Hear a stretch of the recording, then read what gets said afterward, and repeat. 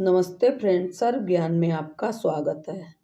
आज हम आपके लिए सकट चौथ व्रत कथा विधि पूजन 2025 का लेकर आए हैं, जो इस प्रकार है। माघ मास की चतुर्थी तिथि को सकट चौथ कहा जाता है। इस तिथि को तिल चतुर्थी, संकष्टी चतुर्थी और माघी चतुर्थी भी कहा जाता है। इस दिन भगवान गणेश, चंद्रदेव और माता सकट की पूजा करने का विधान बताया गया है।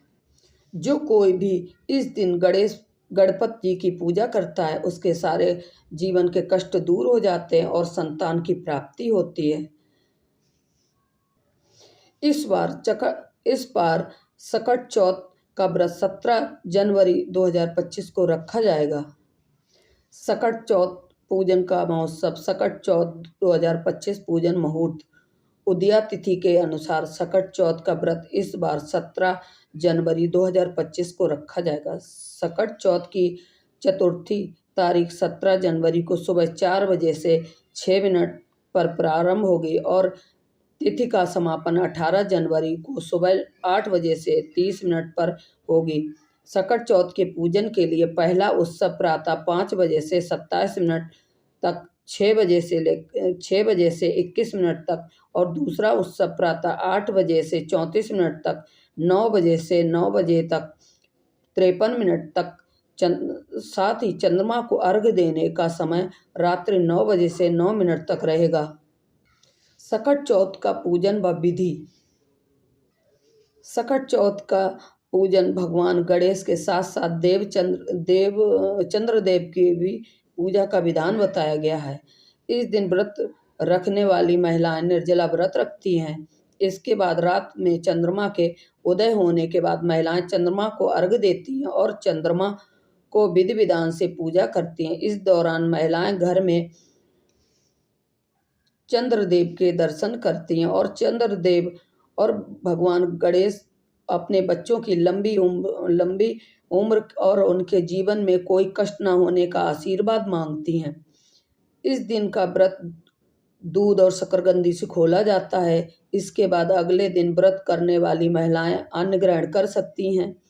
इस दिन की पूजा में गणेश मंत्र का जाप करना अत्यंत फलदायी है। 21 दूर्वा गणेश मंत्र का जाप करने से गणेश जी का अभिषेक करना वह अत्यंत शुभ होता है। गणेश चौथ व्रत कथा। गणेश चौथ व्रत की पहली कथा के अनुसार एक बार मां पार्वती स्नान करने जा रही थी। तब उन्होंने अपने बेटे गणेश जी को स्नान घर के बाहर खड़ा करके आदेश दिया कि जब तक मैं खुद स्नान घर से वापस ना आऊं, किसी को भी अंदर आने की इजाज़त मत देना। अपनी माता की बात भगवान गणेश स्नान घर के बाहर पहरा देने लगे।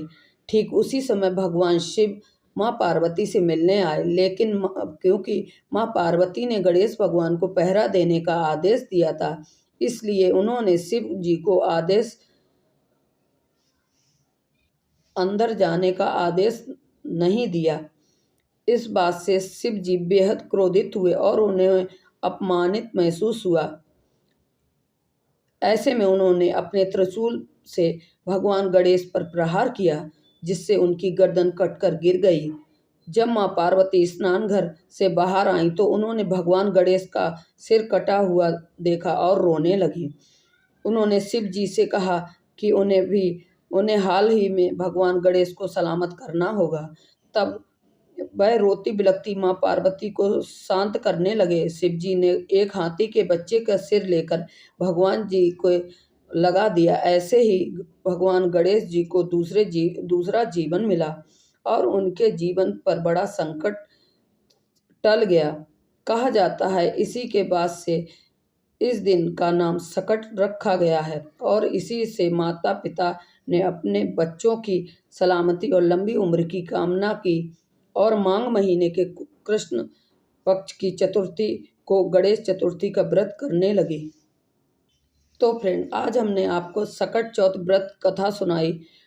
तो आपको अगर मेरा वीडियो पसंद आया तो लाइक कीजिए, मेरे चैनल सब्सक्राइब कीजिए, ज़्यादा से ज़्यादा शेयर कीजिए। जय गणेश। Thanks for watching.